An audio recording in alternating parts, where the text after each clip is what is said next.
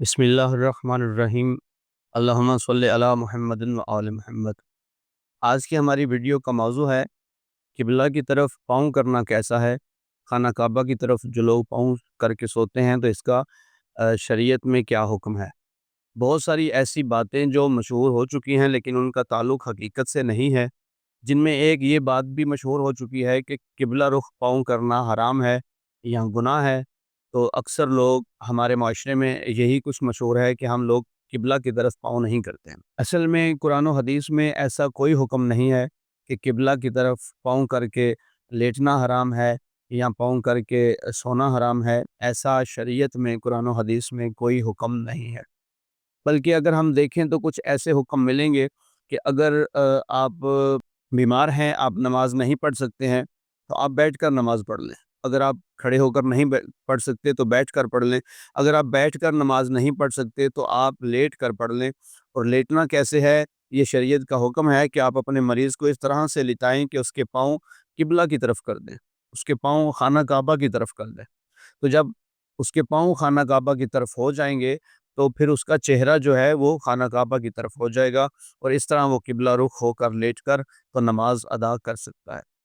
تو پاؤں کرنے کی حدیث تو ہمیں مل گئی، لیکن پاؤں کرنا حرام ہے، گناہ ہے، ایسی کوئی بھی حدیث ہمیں کہیں بھی کوئی نظر نہیں آئی۔ اور اس کے علاوہ آپ جائیں خانہ کعبہ، جا کے حج کریں، زیارت کریں اللہ کے گھر کی، وہاں پہ آپ ہوٹلز میں دیکھیں، وہاں پہ گھروں میں دیکھیں تو وہاں پہ ایسا کوئی فتویٰ نہیں، وہاں پہ ایسی کوئی بات مشہور نہیں۔ وہاں آپ جہاں چاہیں جس طرف چاہیں پاؤں کر سکتے ہیں، بلکہ آپ زیارات پہ جائیں، ایران میں جائیں، عراق میں جائیں تو وہاں بھی اس طرح کے رولے اور اس طرح کے معاملات نہیں ہیں جو ہمارے پاکستان ہندوستان میں مشہور ہو چکے ہیں۔ تو شریعت میں ایسا کوئی بھی حکم نہیں، خانہ کعبہ کی طرف پاؤں کرنا بالکل حرام نہیں ہے، بالکل گناہ نہیں ہے۔ اس کے بعد قبلہ رخ منہ کر کے تھوکنا، قبلہ رخ منہ کر کے تھوکنا حرام ہے، اور یہ اس لیے حرام ہے کیونکہ اس کا احادیث میں بالکل کثرت سے ذکر آیا ہے کہ جو بھی قبلہ کی طرف منہ کر کے تھوکے اس نے فعل حرام کیا۔ تو قبلہ کی طرف منہ کر کے نہیں تھوکنا چاہیے۔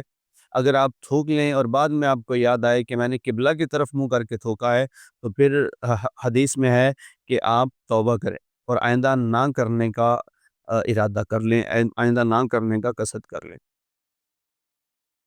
اس کے بعد قبلہ رخ منہ کر کے پیشاب کرنا کیسا ہے، تو یہ ہم پہلے بھی بتا چکے ہیں ایک ویڈیو میں۔